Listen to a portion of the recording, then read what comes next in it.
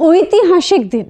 আর আজকের দিনটাকে ভারতের ইতিহাসে একদম স্বর্ণ শব্দে যাতে লেখা হয় তার জন্য মরিয়া চেষ্টা বিজেপির। আর অন্যদিকে বিরোধী, মূলত বলতে গেলে বাংলার রাজনীতিতে মমতা বন্দ্যোপাধ্যায় এবং তার দল মরিয়া চেষ্টা করছে যে একেবারে জবাব যেন দেওয়া যায় বিজেপিকে সংহতি র্যালির মাধ্যমে।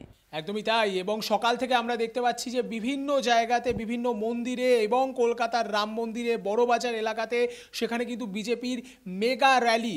এমনকি শুভেন্দু অধিকারী গতকাল তার যে এক্স হ্যান্ডেল থেকে শুরু করে তার যে ফেসবুক, সেখানেও কিন্তু একদম ফলাও করে এই র্যালির প্রচার করে দিয়েছেন এবং সেখানে কিন্তু জোর সোরসে একেবারে রাম নাম নিয়ে প্রচার শুরু হয়ে গিয়েছে। একদমই ভিউয়ার্স, আপনারা দেখেছেন যে এই রামের যে মন্দির, এই নিয়ে যে রাজনীতির সরগরম। এবং যদি আমরা এই রাজনীতির কথা বলি তাহলে তার কিন্তু গোটা দেশে সবথেকে বেশি বাংলায় কিন্তু রাম মন্দির নিয়ে রাজনীতি হতে দেখা গিয়েছে। আমরা দেখেছি যে গতকালই অভিষেক বন্দ্যোপাধ্যায় তিনি টুইট করে আক্রমণ করেছেন। তিনি বলেছেন নাম না করে যে তার ধর্ম তাকে ধর্মকে আলাদা করার অনুমতি দেয় না। ঠিক অন্যদিকে শুভেন্দু অধিকারীও টুইট করছেন। মানে সোশ্যাল মিডিয়া থেকে বাস্তব সবেতেই কিন্তু রাম মন্দির নিয়ে পলিটিক্স কোনোভাবে কিন্তু পিছিয়ে নেই বাংলা। একসময় আমরা একটা শব্দ শুনতাম শ্বেতা, ধর্মযুদ্ধ, কিন্তু আমরা কখনো প্রত্যক্ষ করিনি যে ধর্মযুদ্ধ আদতে কি হতে পারে। কিন্তু এই মুহূর্তে দাঁড়িয়ে সোশ্যাল মিডিয়ায় এইভাবে নাম না করে একে অন্যের প্রতিপক্ষ ভেবে যেভাবে একেবারে যুদ্ধ চলছে, তাতে এটাকে কোথাও না কোথাও গিয়ে ধর্মযুদ্ধ কিন্তু আখ্যা দেওয়াই যায় শ্বেতা। একদমই ভিউয়ার্স, যেটা বিবেক বলছে আপনারা কি সহমত অবশ্যই আমাদেরকে কমেন্ট করে জানাবেন। তবে অন্যদিকে ভিউয়ার্স, যে ছবিটা আমরা দেখতে পাচ্ছি তাতে করে জনতা কি সন্তুষ্ট? তাতে করে একাধিক কথা উঠছে যে কেন সংহতির র্যালি। তৃণমূল কংগ্রেসের বিরুদ্ধে কিন্তু ইতিমধ্যে সুর চড়াচ্ছেন সাধারণ মানুষ থেকে রাজনৈতিক ব্যক্তিত্বরা।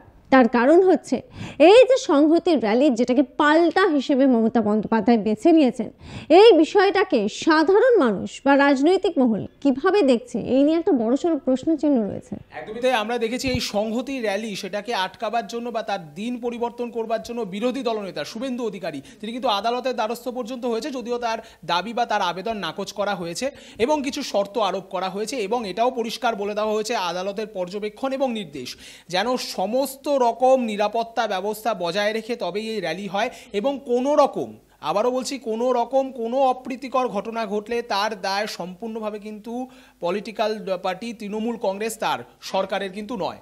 একদমই ভিউয়ার্স, যেটা বিবেক বলল, যেমন আমি প্রশ্ন তুললাম আপনাদের হয়ে যে যেখানে একাধিক প্রশ্ন উঠছে যে মমতা বন্দ্যোপাধ্যায়কে কেন আজকের দিনটাই সংহতি র্যালির জন্য বেছে নিতে হলো, ঠিক অন্যদিকে এই প্রশ্নটাও উঠছে যে শুভেন্দু অধিকারী এই সংহতি র্যালিকে আটকাতে তাকে কেন তড়িঘড়ি আদালতের দ্বারস্থ হতে হলো।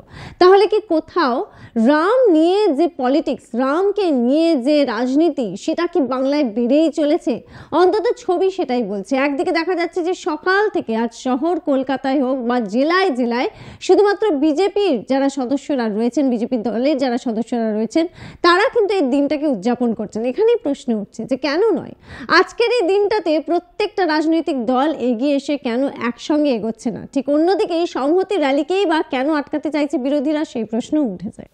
দেখো, সরকারের সবথেকে বড় ব্যাপারটা হলো নিরপেক্ষ থাকা। এটা হলো গিয়ে ভারতীয় মানে গঠনতন্ত্র, ভারতীয় যে সংবিধান, তার গঠনতন্ত্রের মূল বক্তব্য। সেক্ষেত্রে একটা প্রশ্ন বাংলার ক্ষেত্রে উঠেই যাচ্ছে, যেখানে বাংলার মুখ্যমন্ত্রী কিংবা বাংলার তৃণমূল কংগ্রেস শাসক দল তারা বারংবার অভিযোগ করছে ধর্ম নিয়ে রাজনীতি করা হচ্ছে।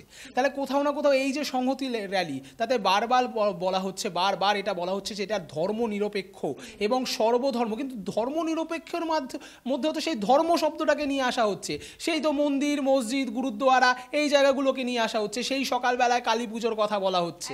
তাহলে কোথাও না কোথাও কি ধর্মের পাল্টা ধর্ম হয়ে যাচ্ছে না?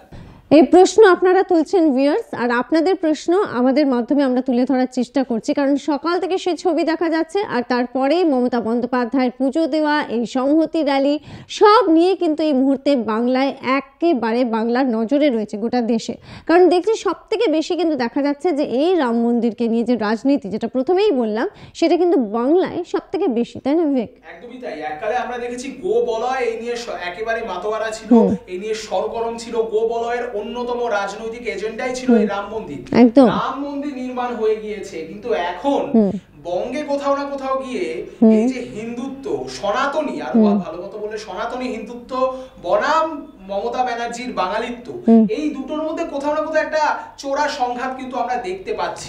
আমরা দেখতে পাচ্ছি, কেন বলছি আমরা, কারণ রাজনৈতিক মহল কিন্তু এটাই ভাবছে। আমরা দেখতে পাচ্ছি মানে সেই কথা যেটা রাজনৈতিক ব্যক্তিদের মধ্যে এই মুহূর্তে আলোচনার যে কারণ, যে টপিক হয়ে উঠেছে, সেটাই কিন্তু আমরা আপনাদের সামনে তুলে ধরছি। কথা কিন্তু আমরা বলছি না, এ কথা জনগণ বলছেন, আপনারা বলছেন, কিংবা রাজনৈতিক মহলে আলোচনা, আর সেটাকেই কিন্তু আমরা তুলে ধরার চেষ্টা করছি আপনাদের সামনে। প্রশ্ন কিন্তু থেকে যায় যে রাম মন্দির নিয়ে কি বাংলায় রাজনীতিকরণটা একটু বেশি হয়ে যাচ্ছে? এর উত্তর আপনাদের থেকে অবশ্যই কমেন্ট সেকশনে কমেন্টে আমরা দেখতে চাইবো। আশা করব যে আপনারা কমেন্ট করে জানাবেন। একদমই তাই। এবং জনগণের কথা বলবার জন্যই আমরা বদ্ধপরিকর, আমরা দায়বদ্ধ, আমরা প্রতিজ্ঞাবদ্ধ। তাই আপনারা জনগণ, আর আপনারাও থাকুন আমাদের সঙ্গে, দেখতে থাকুন ডিজিটাল খবরিলাল, কারণ ডিজিটাল খবরিলাল মানে খবর আপনাদের, নজর আমাদের। ডিজিটাল খবরিলাল, খবর আপনাদের, নজর আমাদের।